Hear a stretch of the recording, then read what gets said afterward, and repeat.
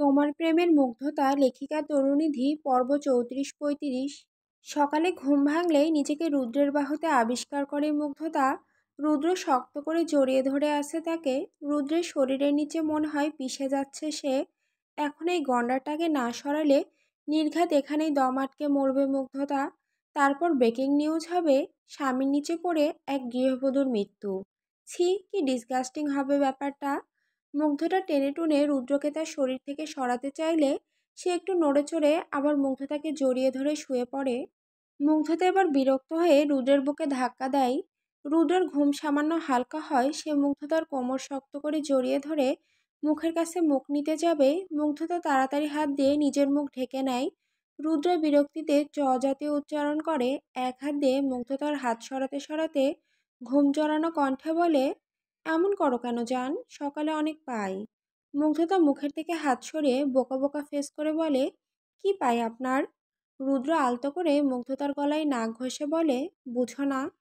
মুগ্ধতা না সূচক মাথা নাড়াই। রুদ্র মুগ্ধতার কোমর ধরে একটু নিচে নামিয়ে একদম শরীরের সাথে চেপে ধরে, তারপর বলে, এখন কিছু ফিল করছো জান। মুগ্ধতা না বলতে গিয়ে শক্ত কোনো কিছু অনুভব করে চোখ বড় বড় করে তাকায় রুদ্রের দিকে। তারপর জোরে জোরে মাথা নেড়ে বলে, আমি মরেই যাব, আমি এখনো অসুস্থ, এখনো ব্যথা করছে। রুদ্র করুণ চোখে মুগ্ধতার দিকে তাকিয়ে বলে, প্লিজ বউ। মুগ্ধতা নিজেকে ছাড়ানোর জন্য মোছড়ামুছড়ি করতে করতে বলে, অসম্ভব, ঠিকমতো হাঁটতে পারছি না আমি, মানুষের সামনে লজ্জায় যেতে পারছি না। এই আপনি আমাকে ভালোবাসেন? ব্যথা দিয়ে কষ্ট দিয়ে কিসের ভালোবাসা। মুগ্ধতার কথায় চরম বিরক্ত হয় রুদ্র। সে মুগ্ধতাকে ছেড়ে দিয়ে অন্য পাশে হয়ে শুয়ে বলে, পর্দাটা ভালো করে টেনে দাও, আলো চোখে পড়ছে, আমি ঘুমাবো। আমার কাছে আসবে না এখন, কন্ট্রোল হারিয়ে কিছু করে ফেললে তারপর কিন্তু কাঁদতে পারবে না। স্বস্তির নিঃশ্বাস ফেলে মুগ্ধতা। উঠে গিয়ে পর্দা টেনে দিয়ে রুমের থেকে বেরিয়ে দরজাটা লাগিয়ে দেয়। এই লোক যতক্ষণ ঘুমিয়ে থাকবে ততক্ষণই শান্তি। মুগ্ধতা রুম থেকে বেরিয়ে দেখে বাড়ি এখনো নীরব। সম্ভবত কেউ ঘুম থেকে ওঠেনি। রান্নাঘর থেকে টুকটাক আওয়াজ আসছে শুনে সে ওইদিকে পা বাড়ায়। মার্শিয়া আর আম্মু আর কাজের মেয়ে রান্নার আয়োজন করছে। মুগ্ধতা কিছুক্ষণ দাঁড়িয়ে থেকে বলে, আন্টি, আমি হেল্প করব। মার্শিয়া আর আম্মু পাশ ফিরে মুগ্ধতাকে দেখে অমায়িক হাসে, তারপর গাল টেনে দিয়ে বলে, শোনো মেয়ের কথা, অসুস্থ শরীর নিয়ে এসেছে কাজ করবে, তুমি গিয়ে রেস্ট নাও মা। মুগ্ধতা সামান্য লজ্জা পেয়ে মুখ নুয়ে নেয়। সবাই তাহলে জেনে গেছে সে অসুস্থ? আচ্ছা, সবাই কি জানে সে কেন অসুস্থ? কালকে তো ডাক্তার এসেছিল তার চেক আপ করতে। নিশ্চয়ই সবাই জেনে গেছে। মুগ্ধতাকে লজ্জা পেতে দেখে মুচকি হাসে মার্শিয়ার আম্মু। রান্না করতে করতে বলে, আমাদের রুদ্র অনেক ভালো ছেলে, একটু রাগী কিন্তু সবার খুব খেয়াল রাখে, খুব ভালোবাসে তোমাকে। আমি তো জানতামই না তুমি আমাদের রুদ্রের বউ। আমি তো আরও ভেবেই নিয়েছিলাম তোমাকে আমার আলভির বউ বানাবো। যাক, আমার কোনো না কোনো ছেলের বউ তো হয়েছ। মুগ্ধতা বাগানটা ঘুরে দেখছে, এখনো বেশ সকাল। বাগান বিলাস গাছটা বাড়ির মেইন গেটের পাশে বিশাল জায়গা জুড়ে হয়ে আছে। মুগ্ধতা গিয়ে একটি রক্তজবা ছিঁড়ে কানে গুঁজে নেয়। এই বাগানে এত এত ফুল গাছ, সব ফুলের নামও জানে না মুগ্ধতা। আলভি অফিসের জন্য রেডি হয়ে বের হয়েছে। হাতে বাইকের চাবি ঘোরাতে ঘোরাতে হঠাৎ তার চোখ যায় মুগ্ধতার দিকে। লাল রক্তজবা কানে গুঁজে রাখাই জ্বলন্ত অগ্নিকন্যা লাগছে। আলভির মুখ থেকে আপনা আপনি বের হয়ে যায়, মাশাল্লাহ। আলভি একধানে মুগ্ধতার দিকে তাকিয়ে আছে, সে যেন ভুলেই গেছে মুগ্ধতা বিবাহিত। হঠাৎ এ কথা মাথায় বাড়ি খেতেই হাত মুষ্টিবদ্ধ হয়ে আসে তার। ছোট থেকেই তার যে কোনো পছন্দের জিনিসই রুদ্র আগে পেয়ে যেত। রুদ্রের বাবা বেশ সম্পদশালী বিধায় রুদ্র কোনো কিছু চাওয়া মাত্রই হাজির করত, আর আলভিকে রুদ্রের ব্যবহৃত পুরনো জিনিস ব্যবহার করতে দিত। সেই হিসেবে তো মুগ্ধতাকেও পায় সে। রুদ্রের তো তাকে ব্যবহার করা শেষ, এখন সেও একটু টেস্ট করে দেখতে চায়। এই মেয়ে পুরাই মাথা নষ্ট করা সুন্দরী।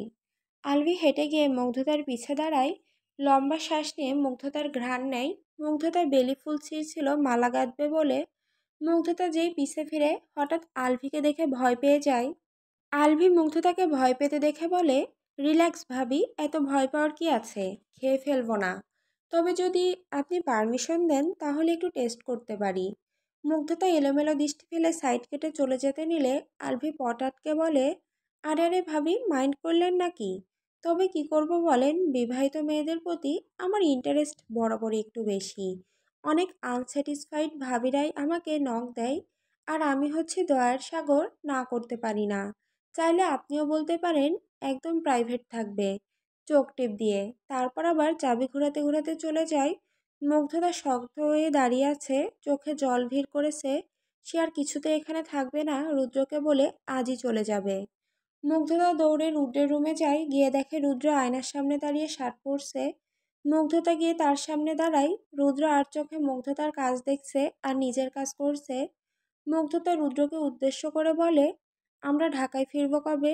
রুদ্র ভ্রুকুচকে জিজ্ঞেস করে, কেন? এমনি ভালো লাগছে না। নিশ্চয়ই তোমার মাথায় কিছু ঘুরছে। আমাকে ছেড়ে যাওয়ার কোনো চিন্তা করে থাকলে তা ঝেড়ে ফেলে দাও। আল্লাহর দুনিয়ায় বাঁচবাই কয়দিন, তাও আবার এই কয়দিনই যদি হাত পা ভেঙে ল্যাংড়া হয়ে বাঁচতে হয়। মুগ্ধতা চুপ করে ড্যাব ড্যাব করে তাকিয়ে আছে।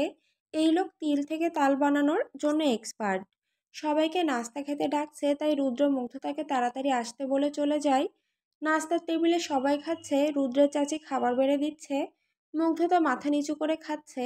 হঠাৎ রুদ্রের দাদি মুগ্ধতাকে উদ্দেশ্য করে বললেন, বুঝলা না আতি বউ, বাচ্চা নিয়ে নাও, বিয়ের পর পরই বাচ্চা হওয়া ভালো। মুগ্ধতা খাওয়া থামিয়ে আর চোখে রুদ্রের দিকে তাকায়। সে দিব্যি খেয়ে যাচ্ছে, যেন কিছু শুনতেই পায়নি। তার কাছে খাওয়াটা এখন বেশি ইম্পর্টেন্ট, পেটুক কোথাকার। পাশ থেকে রুদ্রের চাচি বলে, কি যে বলেন আম্মা, বাচ্চা মেয়ে, আর এখনকার যুগে কি এত তাড়াতাড়ি বাচ্চা নাই নাকি? রুদ্রের দাদি কিছু বলার জন্য মুখ খুলতে যাবে, তার আগে রুদ্র বলে ওঠে, মিশনে যেহেতু নেমেছি, সফল হয়ে মাঠ ছাড়ব। একা একা রুমে বসে আছে মুগ্ধতা। এখানে তার সাথে গল্প করার মতো কেউই নেই। যাও মার্শিয়া ছিল তার সমবয়সী, কিন্তু সে তো মুগ্ধতাকে সহ্যই করতে পারে না। তার উপর আবার রুদ্রের খ্যাস খ্যাস। সকালে নাস্তার সময় কি লজ্জাটাই না দিল সবাই মিলে। আচ্ছা, এখন তো মুগ্ধতার বিয়ে হয়ে গেছে। যেভাবেই হোক বিয়েটা তো হয়েছে। এখন তার বাবা মেনে নিবে এই বিয়ে? যদি না মানে, তাহলে কি করবে মুগ্ধতা? ভাবনার মাঝে রুমে প্রবেশ করে রুদ্র। মুগ্ধতা বিছানার হেডবোর্ডে হেলান দিয়ে বসে আছে। একা রুমে থাকায় স্বাভাবিকভাবেই মুগ্ধতার গায়ে ওড়না নেই। কামিজটা বেশ আঁটসাঁট হয়ে মুগ্ধতার গোলুমোলু শরীরের সাথে লেপ্টে আছে। তার মেয়েলি শরীর যেন রুদ্রের পুরুষসত্তাকে এক মুহূর্তে জাগিয়ে তুলেছে। রুদ্র ঘোর লাগা চোখে তাকিয়ে আছে মুগ্ধতার বুকের দিকে। কামিজের গলা কিছুটা বড় হওয়াতে মুগ্ধতার ক্লিভেজ স্পষ্ট দেখা যাচ্ছে। রুদ্র মুগ্ধতার দিকে তাকিয়ে ফাঁকা ঢোক গিলে দোরের লকটা টিপ দিয়ে মুগ্ধতার দিকে এগিয়ে আসে। কোনো কথা ছাড়াই রুদ্র এসে মুগ্ধতার বুকের ভাঁজে মুখ গোজে। মুগ্ধতা অবাক হয়ে তাকিয়ে আছে। এই লোক আসলে কি? যখন তখন শুরু হয়ে যায়। মুগ্ধতা রুদ্রকে সরাতে সরাতে বলে, কি সমস্যা আপনার? যখন তখন এসে এভাবে গায়ে পড়েন কেন? রুদ্র মুগ্ধতার গলায় নাক ঘষতে ঘষতে বলে, দিবা যান।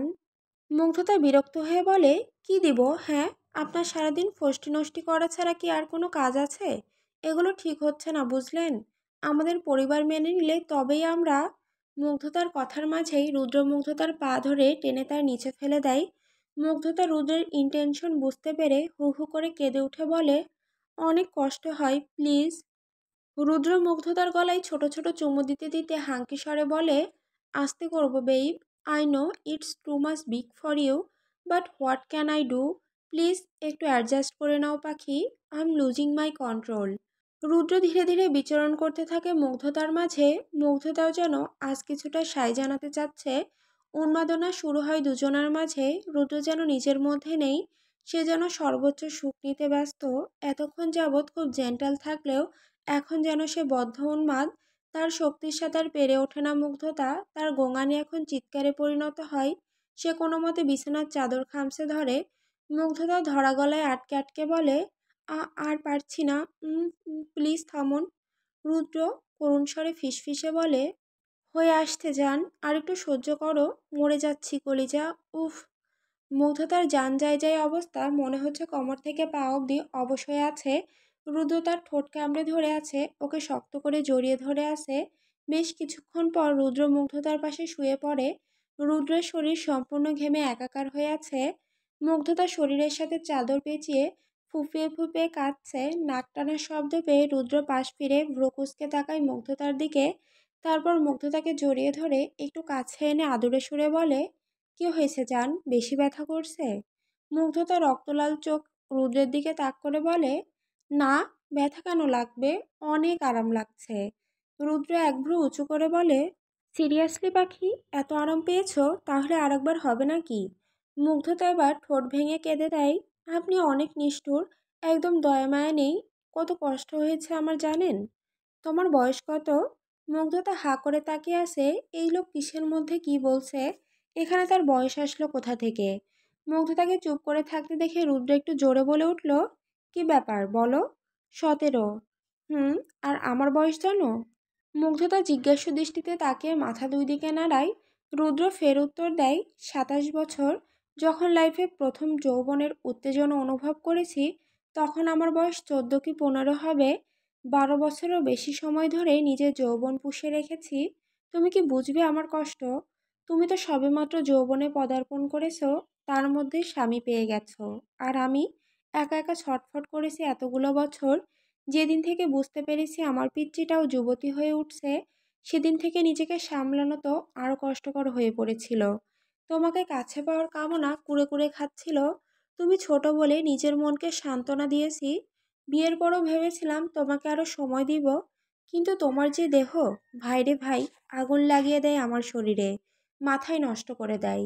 এখন বলো, এত বছর অপেক্ষা করার পর আমার যৌবন এখন ফেটে বের হবে, এটাই স্বাভাবিক? মুগ্ধতা চোখ বড় বড় করে রুদ্রকে বলে, তাই বলে আমার মতো এমন ছোটোখাটো বিড়াল ছানার মতো কিউট একটা বাচ্চা মেয়েকে জানোয়ারের মতো খুবলে খাবেন? ওয়েট ওয়েট, তুমি কি আমাকে জানোয়ার বললা? মুগ্ধতা আশেপাশে চোখ ঘুরিয়ে আমতা আমতা করে বলে, কই না তো, আমি তো আমাকে বিড়াল ছানা বলেছি। রুদ্র ঠোঁটে বাঁকা হাসি ঝুলিয়ে বলে, জানোয়ার যেহেতু বলে দিয়েছো তাহলে আরেকটু হিংস্র হয়ে দেখিয়ে দেই। মুগ্ধতার দিকে এগিয়ে, এই না, একদম কাছে আসবেন না, আমি কিন্তু চিল্লাবো। চিল্লাও, সবাই জানুক আমি ঠিক কতটুকু সুখ দেই তোমাকে। তোমার এইসব কথা শুনে আমার টাইসন আবার জেগে উঠেছে। আর গোসল তো করতেই হবে, তাহলে একেবারেই করো। মুগ্ধতা ভ্রুকুচকে হাত নাড়িয়ে জিজ্ঞেস করে, কে টাইসন? রুদ্র মুখে কিছু না বলে মুগ্ধতার হাত নিয়ে তার অতি সংবেদনশীল জায়গায় চেপে ধরলে মুগ্ধতা সিটকে দূরে সরে বলে, ছি, এত অশ্লীল আপনি। এই বলে মুগ্ধতা উঠে যেতে নিলে রুদ্র খপ করে তার হাত ধরে নেয়। বিছানার পাশে থাকা মুগ্ধতার ওড়নাটা নিয়ে মুগ্ধতার হাত জানালার গ্রিলের সাথে বেঁধে নেয়। মুগ্ধতা ছোটার জন্য ছটফট করছে। রুদ্র মুগ্ধতার কোমরটা একটু উঁচু করে ধরে বলে, I can't be gentle anymore baby. এখন আমার জানোয়ার রূপটা দেখবা, অনেক জোরে দিব। আয়নার সামনে দাঁড়িয়ে চুল মুছছে আর বিড়বিড় করে রুদ্রকে গালি দিচ্ছে মুগ্ধতা। রুদ্রের উপর ভীষণ ক্ষেপ এসেছে। তার সারা শরীর ব্যথায় জর্জরিত, গলায় ঘাড়ে বুকে অসংখ্য লাভ বাইট। সারাদিন ঢেকে থাকতে হয় মুগ্ধতাকে। এখন তো মুগ্ধতাকে কারোর সামনে দাঁড়ানোরই উপযুক্ত রাখেনি রুদ্র। হঠাৎ দরজা ধাক্কানোর আওয়াজ শুনে মুগ্ধতা আর রুদ্র দুজনেই সেদিকে তাকায়। তারপর রুদ্র উঠে গিয়ে দরজা খুলে দেয়। রুদ্র দরজা খুলেই দেখে সামনে তার বন্ধু নামে 3 নমুনা দাঁড়িয়ে আছে। কিরে ভাই, মানলাম তোর নতুন বিয়ে হয়েছে, তাই বলে কি সারাদিন রুমের ভেতরেই থাকবি? সেই সকালে রুমে ঢুকেছিস, এখন দুপুর 3:30। মেয়েটাকে এবার একটু নিস্তার দে। আচ্ছা দোস্ত, সত্যি করে বল, কোন হারবাল খাস তুই? মানে এত এনার্জি? যত সব সেটা ভাঙা কথা বন্ধ করবি, কি জন্য এসেছিস সেটা বল। আপনার রোম্যান্স ক্রিয়া শেষ হলে দয়া করে একটু চিপাই, সরি সরি, রুমের বাইরে আসুন, আপনার সাথে জরুরি কথা আছে। রুদ্র ঘাড় ঘুরিয়ে একবার মুগ্ধতার দিকে তাকায়, যে আপাতত তার দিকে চোখ বড় বড় করে তাকিয়ে আছে। রুদ্র তারপর চোখ নামিয়ে বের হয়ে যায়। বন্ধুদের জন্য তার কোনো মান সম্মানই রইল না বইয়ের কাছে। দুপুরে খাওয়া দাওয়া করে মুগ্ধতা একটু শুয়েছে কেবলই। রুদ্র সেই যে বন্ধুদের সাথে বেরিয়েছে, আর আসার কোনো নাম নেই। মুগ্ধতা অবশ্য খুশি হয়েছে, লোকটা আশেপাশে থাকলেই শুধু ইন্টু পিন্টু করতে চাই। একটু আর একটু মিসও করছে আবারও। কেমন যেন একটা অভ্যাস হয়ে গিয়েছে, আশেপাশে না থাকলে ভালো লাগে না। এসব ভাবতে ভাবতেই চোখ লেগে যায় মুগ্ধতার। ঘুমের মধ্যে কোমরে হঠাৎ পুরুষালী হাতের স্পর্শ পেয়ে চমকে ওঠে মুগ্ধতা। প্রথমে সে রুদ্র মনে করে হাতটা সরিয়ে ঘুম ঘুম কণ্ঠে বলে, এখন না প্লিজ, অনেক ঘুম পাচ্ছে। আমার ঘুম হারাম করে আরামে ঘুমাচ্ছ? তোমার শরীর চষে না বেড়ালে আমার যে চোখে ঘুম ধরা দিবে না সুইট হার্ট।